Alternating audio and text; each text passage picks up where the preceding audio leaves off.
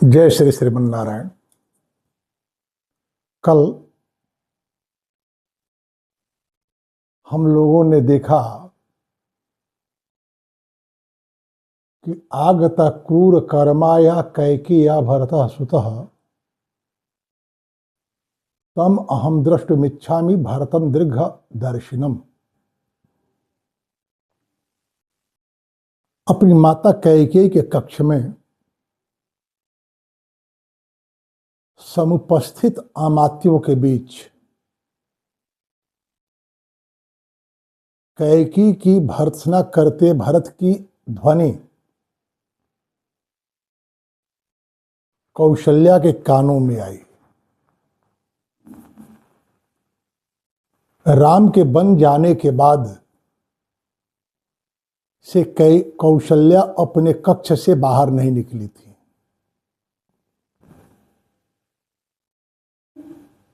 भरत की ध्वनि सुन देवी सुमित्रा से कौशल्या ने कहा कि बहन, क्रूर कार्य करने वाली कैकेयी के पुत्र भरत आ चुके हैं। मैं उन्हें देखने की इच्छा बहुत दिनों से कर रही हूं, इसलिए अब उन्हें देखने के लिए चलना चाहिए। एवं मुक्त्वा सुमित्रां ताम विवर्ण बदना कृशा प्रतस्थे भरतो जत्र वेपमाना विचेतना। यह कहकर देवी सुमित्रा को साथ ले राम माता कौशल्या कांपती हुई अत्यंत कृशकाय हो चुकी हैं, जो पुत्र के शोक और पति के वियोग से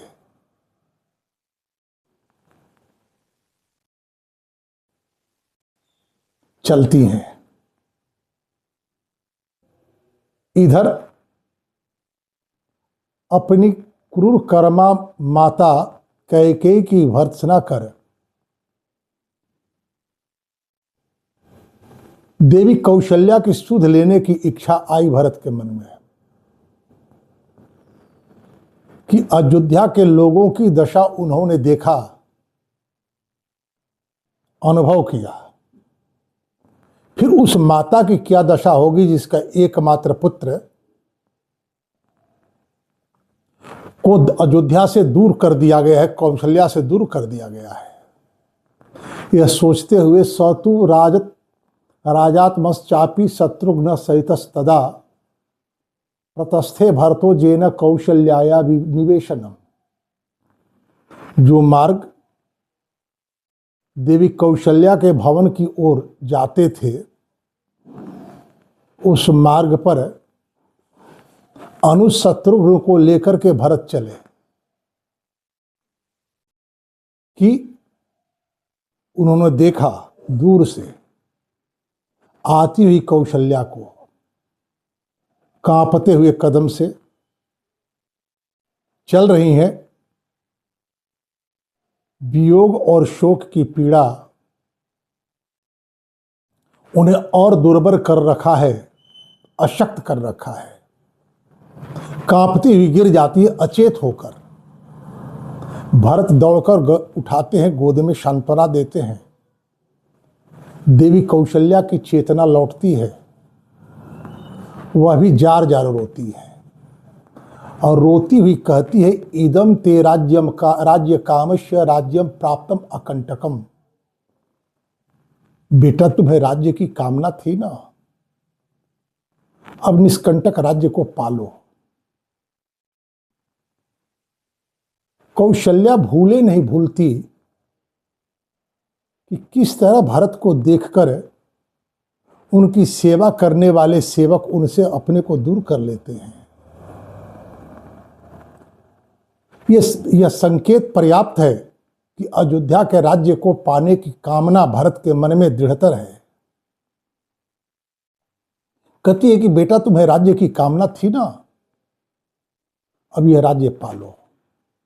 संप्राप्तम बत कैकेय्या शीघ्रम क्रूरेण कर्मणा।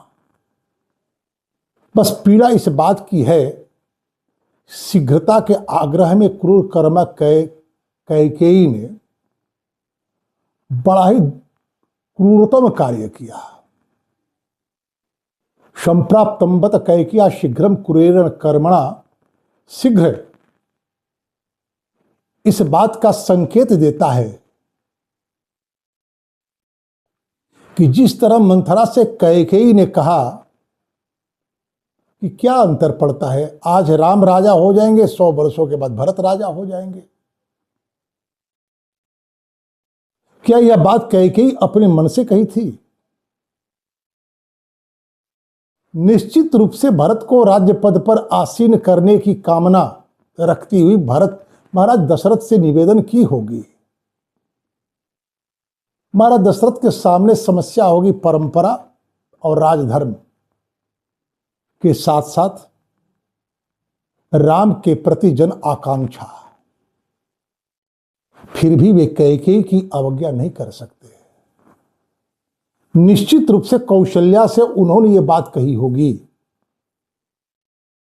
कि परंपरा और राजधर्म को ध्यान में रखते हुए राम की पात्रता के अनुरूप राम को राजा बनाया जाए। परंतु जब कैकेयी ब्याह कर आई थी तब आप या सुमित्रा पुत्रवती नहीं थी। हमने महाराज अश्वपति से यह बात कही थी, लेकिन दैव योग से आप पहले पुत्रवती हुई। पहला अधिकार आपके पुत्र को प्राप्त हुआ राज्य पद पर पाने का, और योग्यता भी है राम में। परंतु कैकेयी जिस अपेक्षा के साथ अयोध्या में आई है, उस अपेक्षा को लेकर यदि वह निराश हो गई तो अयोध्या के भाग्य में वह धूमकेतु बन जाएगी। और कौशल्या से भी वह आश्वस्त होकर के ही कैकेयी से कहेंगे कि राम के राजा बनने के 100 वर्षों के बाद भरत भी राजा बनेंगे।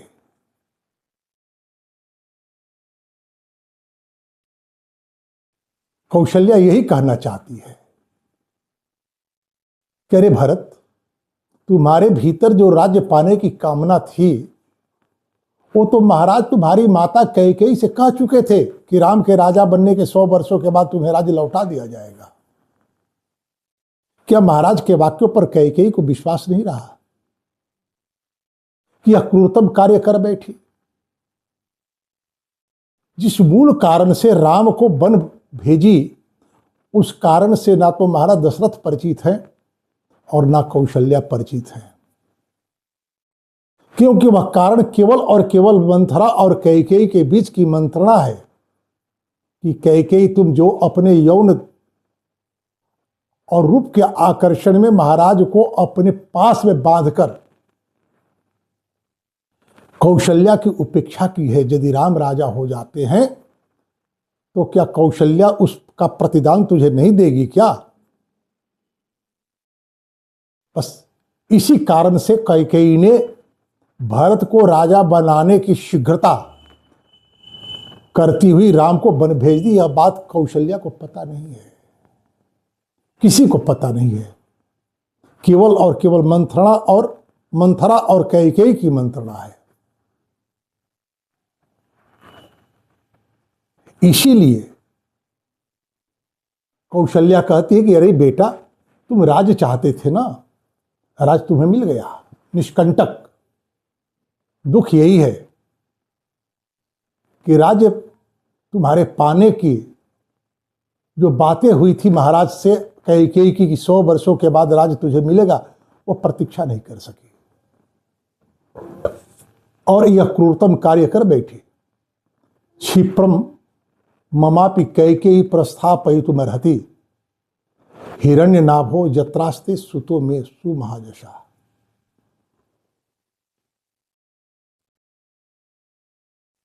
बस इतनी निवेदन है मेरा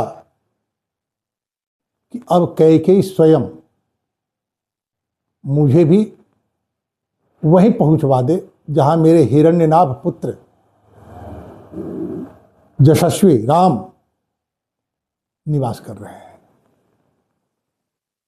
अन्यथा ऐसा संभव है, अथवा स्वयमेवाहम सुमित्रा अनुचरा सुखम अग्निहोत्रम पुरस्कृत्य प्रस्थाश्य जत्र राघव। सुमित्रा को लेकर अग्निहोत्र की रक्षा करती हुई मैं स्वयं अपने राघव के पास चली जाऊंगी। राम वन गमन की आज्ञा लेने के लिए जब कौशल्या के पास आए और कौशल्या भरत के व्यवहारों का परिचय देती हुई महाराज के द्वारा की जाने वाली उपेक्षा की बात बतलाती हुई कैकेयी के दासियों के अनुपात में भी अपनी स्थिति न्यून समझाती हुई राम से कहती है कि बेटा मुझे भी वन ले लो, साथ ले लो। राम एक स्त्री के पति के प्रति पत्नी धर्म की बात कहते हुए कहते कि मां, आज महाराज को आपकी आवश्यकता है। जिस कैकेयी के छल को वे अनुराग समझकर धोखा खाए हैं, मैं जा रहा हूं, लक्ष्मण जाने को आग्रह कर सकते हैं, सीता जाने का आग्रह कर सकती हैं, आप भी यदि चली गई तो इस विषम स्थिति में महाराज की रक्षा कैसे होगी। एक स्त्री को अपने जीवन के इहलोक और परलोक के कल्याण का एकमात्र साधन है अपने पति की सेवा। वन से सुमंत्र के द्वारा संदेश भेजे थे कौशल्या के प्रति की मां, अग्निशाला का ध्यान रखना, कभी भी अग्निहोत्र की अग्नि नहीं बुझनी चाहिए जीवन पर्यंत। बहुत सारे लोग कहते हैं कि स्त्रियों को यज्ञादि कार्य, हवन आदि कार्य करने का अधिकार प्राप्त नहीं रहा है हमारे सनातन धर्म में। तो महाराज के चिता के साथ तो इस अग्निहोत्र की अग्नि को चला जाना चाहिए, लेकिन नहीं, गृहाग्नि की रक्षा तो स्त्रियां ही करती हैं। मनु जी कहते हैं कि जो स्त्री गृहाग्नि की सेवा करती है उसे गुरु गृहवास का फल मिलता है।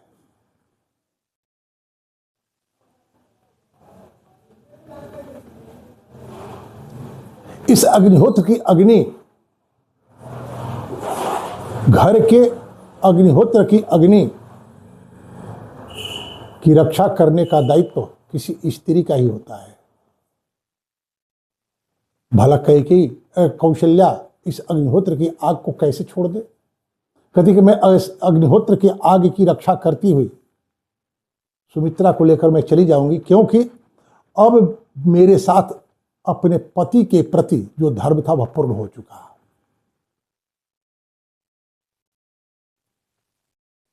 अपनी पूर्व चेतना के साथ अपने मृत्यु के कारण का स्पष्ट दर्शन और वर्णन कर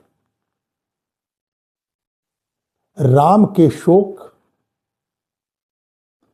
के बदले अपने कर्मों के दोष को स्वीकार कर महाराज दशरथ यदि मृत्यु को वर्ण किए हैं, स्वीकार किए हैं, मृत्यु को प्राप्त हुए हैं,